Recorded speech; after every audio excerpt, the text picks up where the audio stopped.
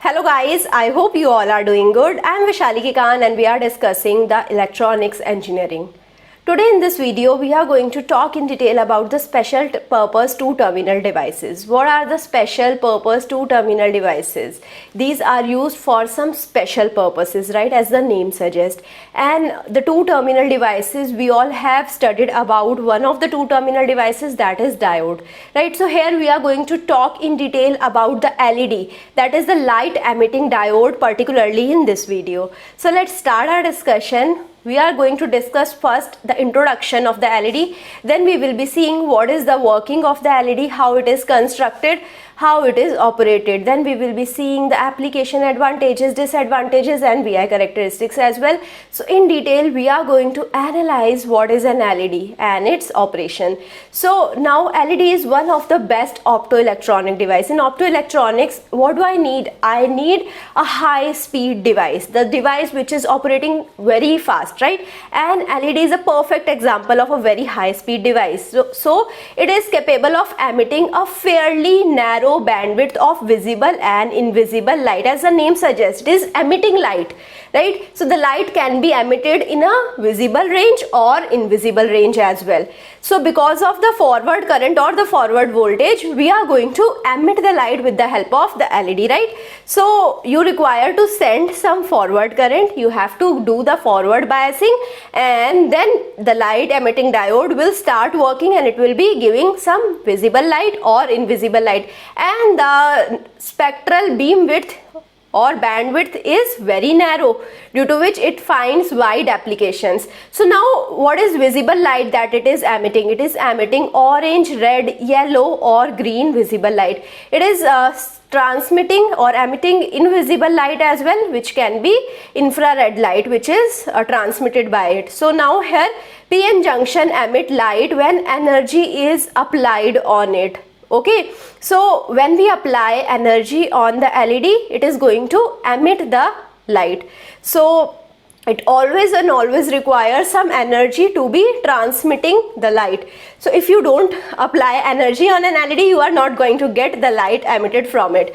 Now what is the phenomena of electroluminescence? It is actually producing electroluminance. What is the phenomena of electroluminance? So emission of light from semiconductor under the influence of electric field. If I apply electric field and due to the electric field we emit out the light. So this is the phenomena which is known as electroluminance, right? So now here PN junction would be the main area or region, I can say, from where the light is emitted. And what happens in the PN junction due to which the light is emitted? The charge carriers recombine over here. What are the charge carriers? Electrons and holes. So electrons and holes are going to recombine over here.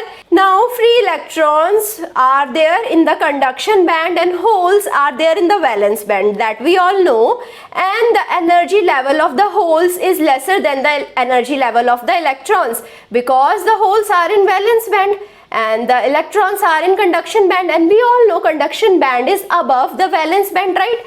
So energy level of holes is lesser than the energy level of electrons, and some part of energy is dissipated in the recombination of electrons and holes, but the rest part of the energy, the gap between the valence band and the conduction band is high. Some of this is used for the recombination, right? And some part is emitted in the form of light. So emitted in the form of heat as well as light, the rest part of the energy. So we can use the gallium arsenic phosphorus or the gallium phosphorus semiconductors. So here the electrons dissipate energy by emitting photons. So these are the two examples of the diodes which can be used as an LED. So here we are using the diodes which are the alloys, right? So we are going to form the diodes not by silicon or germanium, we are going to form the diodes with the help of the alloys, right? So gallium arsenic phosphorus alloy or the gallium phosphorus alloy. Now coming to the LED principle, on what principle it is working. So here we know that the PN junction is actually the region from where I am going to get the light emitted, right? And one more thing I know, that the PN junction should be forward bias. I told you that we should require a forward current or a forward voltage for the emission of the light energy. So electron from the N region and holes in the P region will move towards the junction. When you apply the forward bias voltage, electron and holes will start moving towards the junction, right? Under the application of applied electric field, they will be experiencing some force and they will be starting moving towards the junction. As they cross the junction, electrons and holes recombine, right? And when they recombine, electrons are at higher energy level, holes are at lower energy level. So when they recombine, energy is released in the form of light. So energy is required to generate electron hole pair is released when they combine. So this is just the transfer of energy from one form to another. We are not doing anything. We are not producing actually the light energy. We are converting the electrical energy that we are sending into the light energy, right? So when the electron hole is combined, we are generating a photon, and that is the light, right? So silicon and germanium are going to produce the infrared radiation. So infrared radiation are of no practical use, right? So we use the gallium phosphorus or gallium arsenic phosphorus alloy diodes which produce the visible radiation, right? So with the help of these two diodes, visible radiations are released, and when we release the visible radiations, diode is called the light emitting diode. From the diode it is appearing that light is emitting, right? So light in any desired wavelength may be obtained by proper choice of the semiconductor material. If I am using these two kind of material, it will be giving me particular wavelength only, right? If I change the material, because the energy gap for a given material is constant, if I change the material, then only energy gap is varying, and when the energy gap is varying, then the wavelength is going to vary. So when the wavelength is going to vary, so I will be having the different color of the output light. So for the different output light, we should change the energy level between the valence and the conduction band, and it happens only when I change the substance, right? Or change the material for the given diode, right? So I hope you understood this. Now coming to the LED construction. So LED construction is not a very tough task. We require an N-type of layer, right? So the N-type of layer is grown over a substrate, and then over that we are growing the P-type of layer with the help of the diffusion process. So first of all, we are going to take a substrate. Over that we will be depositing the N-type of layer. Over that, with the help of diffusion process, we are going to deposit the P-type of layer. The metal contacts are made at P and N regions, right? So you can see over here, this blue part is the metal contact, right? So here we will be having the N region and the P region. Here we will be having the N region. This is my P region, right? This is representing my electron and this is representing my hole, and this blue part, the outer covering, is representing my metal contact. Now we are making the anode contact.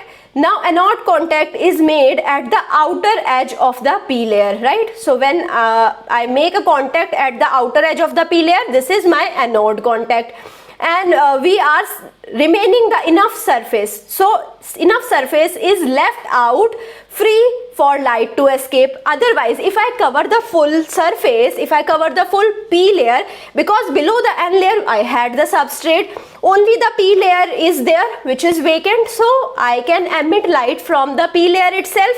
I have to make the metal contact in such a manner that enough area is left out on the P layer from where the light can emit out. Now we will be having a cathode contact as well, which is made at the bottom of the substrate coated with metal film. So you can see at the bottom we will be having the cathode contact. Now what is the metal film? We are depositing the metal film so that it ensures the maximum reflection of light from the device surface. So light if go below it, if it is going below, it will reflect back to the upward surface, and this is how light is going to emit out maximum from this opening, right? So this is the LED construction. Now coming to the various applications of the LED. Now the visible light that we are producing, it used in various numerous display devices like the watches. We have the LED watches, then we have the LED calculators, we have the instrument panels. In the instrument panels we use the LED light to display the readings. Then we have the telephone switchboard and many other devices like that where we use the LED as a display. There are used in the many solid state circuits, even like the solid state video display, we are using the LEDs, right? So after that, it is having the infrared radiation, which is having a potential use in the optical fiber communication, and otherwise the visible light nowadays it is getting used in the optical fiber communication. Now coming to the LED characteristics. So here you can see the VI characteristics, and here you can see the power versus I characteristics. So you can see the power here is represented in microwatts, so power is very less. It cannot be used for a very high power application, right? Power is very less, and you can see the forward current is produced after some value only. So VI characteristic is going to show me that current is produced after some value of the voltage or the barrier voltage, I can say. Now we have some practical applications in the burglar alarms because of this property, right? So here I have the forward voltage, right? Because of forward voltage, when I supply the forward voltage, the forward current is very high. Similarly here in the LED, the forward current is very high. You can see it is in the milliampere, which is high. So output power, if I see, it is very less, as I told you. So the efficiency of the electrical current to become the energy of the light is very less, though an efficiency is very less for LED. That is the main thing you should remember. If you use the electrical energy, most of the energy is going to be wasted. So only some of the energy is going to convert into the light. So now here coming to the LED indicator. What is the LED indicator? So here you can see this is a circuit. Here I have used LED, and here I have used a diode, and here we have used a resistance, and this is my voltage. So circuit here is designed by wiring it with the diode. The diode is parallel to the LED. So why I have a parallel diode over here? So to prevent the diode from being reverse biased, because in the reverse biased LED is not going to work. So when it is reverse biased, most of the current will flow through the low resistance path. So this diode will be forward biased when this diode is reverse biased, and most of the current will flow through this path, right? And this is how I can say the LED will be prevented to operate in the reverse bias condition. So we have to avoid this possibility, and always we will be using a parallel diode for that. Series resistance should be half, right? So it should be half related to that of the DC circuit. RS, I hope you understood. Now coming to the LED advantages. What are the various advantages of using the LED? It is requiring very low voltage and enough current is produced, right? So because it is the forward voltage, we are producing the forward current, we produce high current. So voltage range is from 1 to 2 volt only, and current is from 5 to 20 milliampere. The total power output is very less, it is less than 150 milliwatt, right? So the device is not going to damage because the excess heat or the excess power. So where very less response time is there, and due to which it is actually used in the optical fiber communication, the response time is nearly 10 nanosecond, which is very less. Device does not need any heating and warm up time. It is as fast as you can imagine. As I am sending the signal, it is producing the light output, right? So this is the very good advantage. Now it is miniature in size, it is very small in size, and because it is small in size, it is lightweight also. Now it is having the rugged construction, and it can withstand shock and vibrations as well, so it can be used practically. Lifespan is also more than 20 years, and which is very good. So now coming to the disadvantages. So here, if I supply slight excess voltage or slight excess current, it is going to damage my device, right? Because a very high current is going to produce at a slight excess voltage. It is having much wider bandwidth compared to the laser. Now it is having a narrower bandwidth, as I said in the initial slide of this video, but now it is having the bandwidth which is very less as compared to the laser. Why? Because the laser is using the stimulated emission, and that I have covered in the optical communication part. You can watch that video to understand the working of the laser. Now it is temperature dependent, and the radiated output power and wavelength is going to highly depend upon the temperature. So I hope you understood each one of the things that I have discussed in this video. If you have any doubt, you can put the doubt in the comment, and I will be trying to resolve your doubt as soon as possible. I hope you like this session. If you like it, please push the like button, subscribe to the channel, share it with your friends, and also give me your feedback. Thank you so much.